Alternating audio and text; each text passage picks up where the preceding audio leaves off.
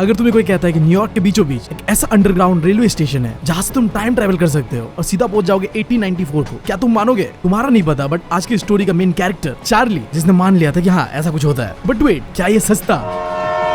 स्वागत है तुम लोगों का क्लास 12 का चैप्टर द थर्ड लेवल पे। एक ऐसी कहानी जो बात करता है टाइम ट्रैवल के बारे में। बट इससे पहले इस स्टोरी के कैरेक्टर्स के बारे में जानते हैं। पहला और मेन कैरेक्टर जिसका नाम है चार्ली। अब चार्ली का उम्र था 31 इयर्स और ये रहता था न्यूयॉर्क सिटी पे। फिर दूसरा कैरेक्टर था चार्ली का वाइफ जिसका नाम था लुइसा, और तीसरा कैरेक्टर था चार्ली का दोस्त जिसका नाम था सैम। बाय प्रोफेशन ये एक साइकेट्रिस्ट था, दिमाग का डॉक्टर यार। अब इसके अलावा ऑथर का नाम मुझे तुम बताओगे। अगर नहीं बता रहे भाई साहब, अपने क्रश से रिजेक्ट होने के लिए तैयार हो जाना, बाबा बंगाली का श्राप लग जाएगा। अगर नहीं चाहते ऐसा तो कमेंट्स पे ऑथर का नाम जल्दी जाके बताओ। हम बढ़ते स्टोरी की ओर।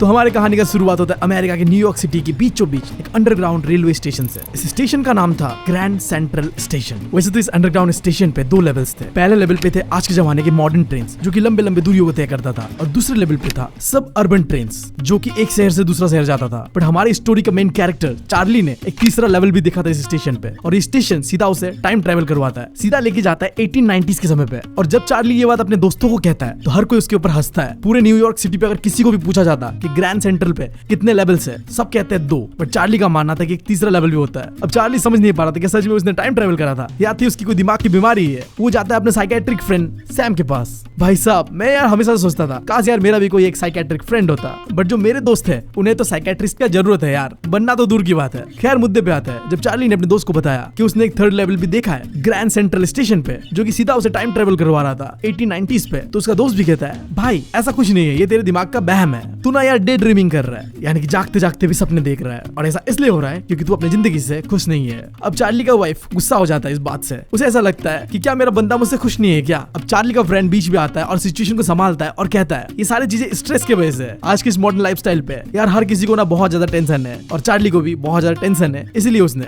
ऐसे अनाप शनाप चीजें देख लिया है। वो ना अपने रियलिटी से भागना चाह रहा है। बट चार्ली का ऐसा बिल्कुल मानना नहीं था। आज के समय में किसको स्ट्रेस नहीं होता, बट क्या हर कोई थर्ड लेवल देख रहा है क्या? सिर्फ चार्ली को ही क्यों दिखा? अब इस बात पर उसका दोस्त साइकेट्रिस्ट फिर से काउंटर करता है, तू यार इस दौड़ भाग वाली जिंदगी से थक गया है मॉडर्न वर्ल्ड का, और तू चाहता है एक सुकून का जिंदगी जीना। और इसी के एक बहुत ही अच्छा एग्जांपल है जो तू स्टैम्प कलेक्ट करता है, वो भी एक रियलिटी से भागने का जरिया है तेरा। फिर चार्ली कहता है कि उसके दादा भी तो स्टैम्प कलेक्ट करते थे, वो तो अपने लाइफ से भाग नहीं रहे थे, उनका लाइफ बहुत ही चिल पीसफुल था। यहाँ तक कि यूएस के प्रेसिडेंट रोजवेल्ट भी स्टैम्प कलेक्ट करते थे। तो क्या वो सारे लोग ऐसे अपने लाइफ से भागना चाहते थे? ऐसा बिल्कुल नहीं है। अब स्टोरी में आगे बढ़ने से पहले एक चीज जान लो, चार्ली इस स्टोरी का ऑथर या राइटर नहीं है, चार्ली नरेटर है जो हमें कहानी बता रहा होता है। तो अब चार्ली आगे में बताता है कि उसने कैसे अनजाने में ही थर्ड लेवल को ग्रैंड सेंट्रल स्टेशन पे ढूंढा। गर्मी का मौसम था, लेट नाइट वो ऑफिस पे काम कर रहा होता है, एंड छुट्टी होने के बाद वो बहुत ही हड़बड़ी में था घर जाने के लिए, तो बस नहीं पकड़ के ग्रैंड सेंट्रल स्टेशन का सबवे के लिए दौड़ता है। अब चार्ली को समझ नहीं आ रहा था कि उस दिन उसके साथ ऐसा क्यों हुआ। वो तो एक बहुत ही आम ऑर्डिनरी सा 31 ईयर्स ओल्ड मैन है जो अपने काम से काम रखता है। उस दिन भी वो वॉक करते हुए लोगों के बीच से अपने घर के लिए जा रहा था। उसके आसपास जितने लोग थे उसने भी उनकी तरह कपड़े पहने हुए थे। हमारा भाई एक टोपी पहना हुआ था और एक सूट पहना हुआ था, और जितने भी लोग उसके आसपास से गुजर रहे थे ना, उन्होंने भी एग्जैक्टली इसी तरीके का कुछ कपड़ा पहना हुआ था। उस समय चार्ली किसी चीज से भाग नहीं रहा था, वो तो बस जल्द से जल्द अपने प्यारे बीवी के पास जाना चाहता था। भाई की अपनी बीवी के लिए प्यार देख रहे हो, खैर वो तो होता ही है, अब मेरी नहीं है तो मैं समझ नहीं पा रहा बस। तो चार्ली सीढ़ियों से उतरकर ग्रैंड सेंट्रल स्टेशन का फर्स्ट लेवल पे पहुंचता है। फर्स्ट लेवल पे बड़े बड़े मॉडर्न ट्रेन थे जो कि लंबे डिस्टेंसेस ट्रैवल करने के लिए बना हुआ था, एंड देन वो फिर और सीढ़ियों से नीचे नामता है और पहुंचता है सेकंड लेवल पे। अब सेकंड लेवल पे था सबअर्बन ट्रेन जो कि एक सिटी से दूसरे सिटी जाता था। फिर जब चार्ली थोड़ा और आगे जाता है उसे दिखता है एक आर्च टाइप का अजीब सा डोरवे, और उस बंदे को पता नहीं क्या चुल उठता है, ये सीधा ट्रेन नहीं लेके उस अजीब से दरवाजे के अंदर चला जाता है और वहां जाके वो खो जाता है। बट ग्रैंड सेंट्रल स्टेशन पे ऐसे खो जाना काफी कॉमन था, क्योंकि इस स्टेशन पे कई सारे confusing corridors, passage, secret tunnels था जहां लोग आसानी से खो जाते थे। ये सीक्रेट टनल्स और corridors United state of America के अलग अलग सिटीज पे लोगों को पहुंचा दिया करता था। एक बार तो चार्ली एक टनल पे जाता है एंड सीधा निकलता है रोजवेल्ट होटल के लॉन्ज एरिया पे। ऐसे और एक बार चार्ली घुस जाता है एक रैंडम टनल के अंदर, और वो सीधा जाके निकलता है 46 स्ट्रीट के रैंडम सा ऑफिस बिल्डिंग के बाहर। चार्ली को ऐसा लगता था कि ये ग्रैंड सेंट्रल स्टेशन एक पेड़ की तरह ग्रो कर रहा है, क्योंकि पता नहीं अंडरग्राउंड इस ग्रैंड सेंट्रल स्टेशन का सीक्रेट पैसेज टनल्स कहां तक फैला हुआ है। ये पूरा का पूरा ग्रैंड सेंट्रल स्टेशन एक पेड़ के रूट्स की तरह फैले ही जा रहा है। और भाई को ऐसा लग रहा था सच में कि शायद यहाँ कहीं एक एग्जिट है जहां से मॉडर्न वर्ल्ड से हम एस्केप कर सकते हैं। बट ये बात अपने साइकेट्रिस्ट दोस्त को नहीं कहता वो, क्योंकि तुम्हें पता है ये थोड़ा क्रेजी साउंड कर रहा है, राइट?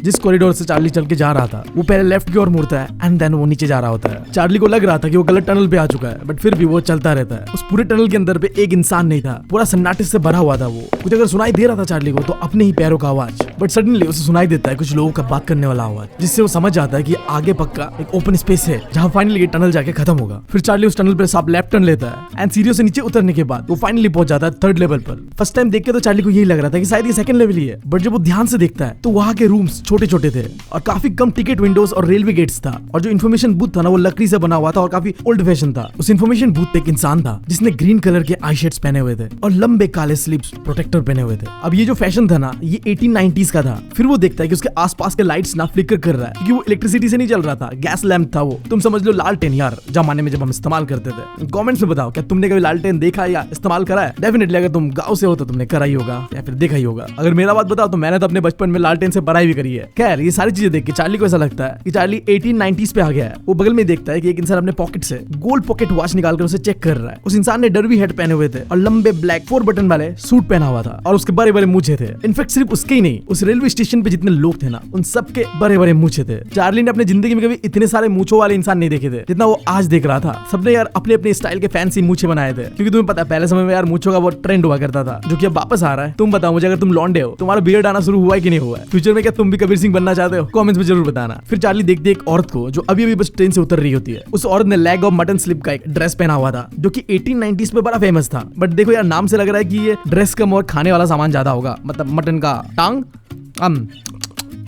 पता नहीं। खैर नीचे उसने लंबा स्कर्ट पहना था और ऊंचा वाला जूता पहना था। अब ये चीज देख के चार्ली को ऐसा लग रहा था कि पक्का वो टाइम ट्रेवल करके 1890s पे आया है। एंड अपने बात को कंफर्म करने के लिए वो बगल में एक न्यूज़पेपर बॉय था उसके पास जाता है और नजर मारता है एक न्यूज़पेपर की ओर। उसे दिखता है ऐसा न्यूज़पेपर द वर्ल्ड जो कि कई साल पहले ही बंद हो चुका है, और न्यूज़पेपर के फ्रंट पेज पे प्रेसिडेंट क्लीवलैंड के बारे में मेंशन था, और सबसे ज्यादा इंपॉर्टेंट उस न्यूज़पेपर पे डेट मेंशन था जुलाई 11, 1894, जिससे ये कंफर्म हो चुका था कि हमारा भाई 1890s के समय में पहुंचता है। आई डोंट नो कैसे, बट हाँ वो पहुंच जाता है। वो एंटर करता है गलत टनल पे जो कि उसे लेके आता है 3rd लेवल पे। अब चार्ली के दिमाग में चल रहा था कि जब मैं आई गया हूँ 1894 को तो क्यों ना ट्रेन पकड़कर अमेरिका के किसी भी हिस्से पे चला जाओ। तो वो डिसाइड करता है कि वो और उसकी पत्नी ग्लासबर्ग इलिनॉइस पे जाएगा। अब ये बहुत ही खास जगह था यार, यहाँ सुकून ही सुकून था। अब जैसे अगर तुम किसी भी बाइकर को पूछो कि तुम्हें कहाँ जाना है, तुम्हारे लिए जन्नत क्या है, तो कहेगा भाई साहब लद्दाख जाना है। मुझे भी जाना है क्योंकि मैं भी तो एक बाइकर ही हूँ। तो एग्जैक्टली इसी तरीके से हमारे चार्ली को जाना था ग्लासबर्ग इलिनॉइस पे। उस समय ये एक टाउन हुआ करता था जहाँ का लाइफस्टाइल काफी सुकून भरा था। पूरे टाउन पे बड़े बड़े घर थे, बड़े बड़े गार्डन्स, बड़े बड़े पार्क्स थे, और वहाँ के रास्तों से जाते हुए लगता था कि तुम टनल से जा रहे हो, क्योंकि दोनों साइड पे बड़े बड़े गच्छे लगाए हुए थे, जिस वजह से जो रास्ते का ऊपर वाला हिस्सा होता है वो ढक जाता है और एक टनल की जैसा दिखता है।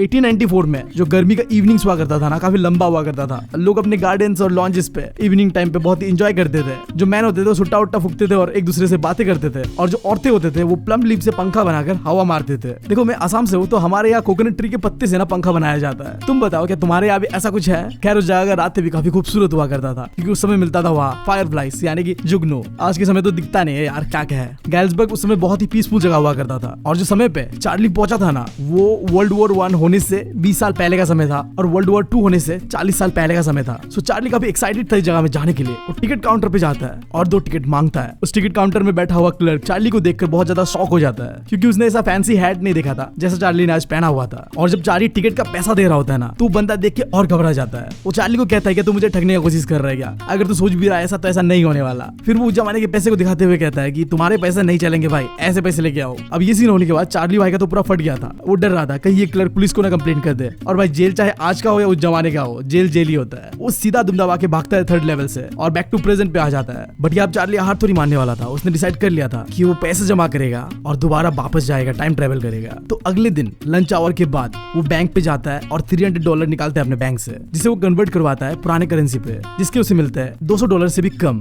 बट इससे चार्ली को फर्क नहीं पड़ रहा था, क्योंकि उस समय पे ये पैसे बहुत थे। और जब ये बात चार्ली के साइकेट्रिस्ट दोस्त को पता चलता है तो वो चार्ली के लिए काफी परेशान रहता है कि ये बंदा कर क्या रहा है।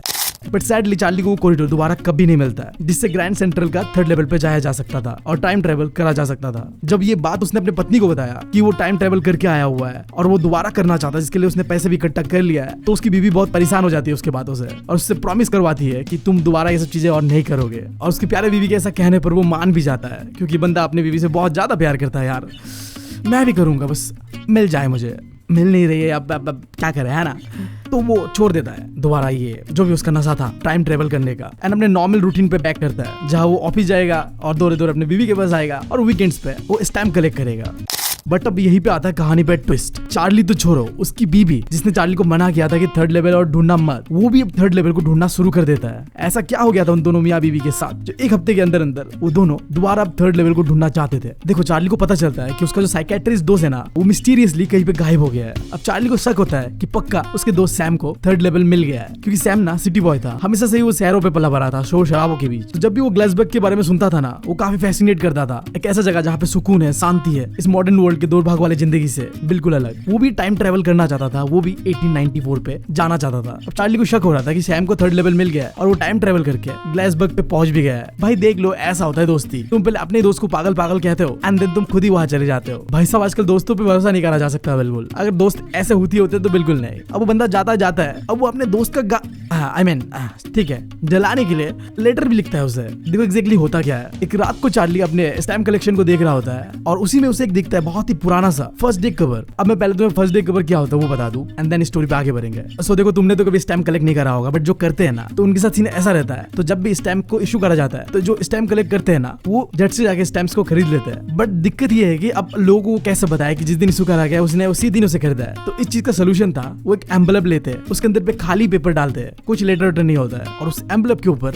अपने स्टैम्प को चिपका के अपने आप को मेल कर देते हैं। अब इससे वो डेट वाला जो प्रूफ है वो मिल जाता है पोस्ट ऑफिस से, क्योंकि पोस्ट ऑफिस वाले वहाँ पे डेट मेंशन कर देता है कि ये लेटर इस दिन पोस्ट करा गया था। तो ये जो एम्बलप है ना, जिसके ऊपर स्टैम्प लगा होता है और डेट होता है, उसी को कहते हैं फर्स्ट डे कवर। कोई भी इंसान फर्स्ट डे कवर का लेटर जो होता है अंदर उसे खोल के नहीं देखता है, क्योंकि मैंने बताया वो ब्लैंक लेटर होता है। बट जिस रात चार्ली को वो पुराना सा फर्स्ट डे कवर मिला था ना, उस कवर पे जो डेट था ना, वो देख के चार्ली शॉक हो जाता है। जुलाई 1894 किसी ने ये लेटर ग्लासबर्ग से चार्ली के ग्रैंडफादर को इतने साल पहले दिया था। बट अब चार्ली सोच पे पड़ जाता है कि ये लेटर मैंने आज तक तो कभी देखा नहीं, ये आया कैसे। उस लेटर पे 6 सेंट का एक स्टैम्प था, जहाँ पे यूएस प्रेसिडेंट गारफील्ड का फोटो भी लगा हुआ था। अब हमारा भाई चार्ली क्यूरियस होता है कि किसने आज से इतने साल पहले चार्ली के ग्रैंडफादर को ये लेटर पोस्ट किया था, वो भी ग्लासबर्ग से। तो अपने अंदर के सवाल जवाब को मिटाने के लिए वो लेटर को खोल देता है और वहाँ मिलता है उसे एक लेटर सैम के द्वारा दिया हुआ। लेटर के राइट साइड में एड्रेस दिया हुआ था, गैल्सबर्ग इलिनॉइस, जुलाई 1894। चार्ली का नाम भी था। उसका दोस्त इस लेटर पे कह रहा होता है कि जब तुमने बताया कि थर्ड लेवल भी है जिसे टाइम ट्रेवल करा जा सकता है, तो मैं चाहता था, मैं विश कर रहा था कि हाँ ये सच हो जाए, एंड देन मैंने ये चीज मान भी लिया। तुम सही थे चार्ली, थर्ड लेवल होता है और मुझे वो मिल भी गया है। और अब सैम 2 हफ्ते से गैल्सबर्ग में है, फुल एंजॉय कर रहा है और किसी सड़क पे वो पियानो सुन रहा है, लोगों को गाते हुए सुन रहा है, और वो ये भी बताता है कि उसे इनवाइट करा गया है नींबू पानी पीने के लिए।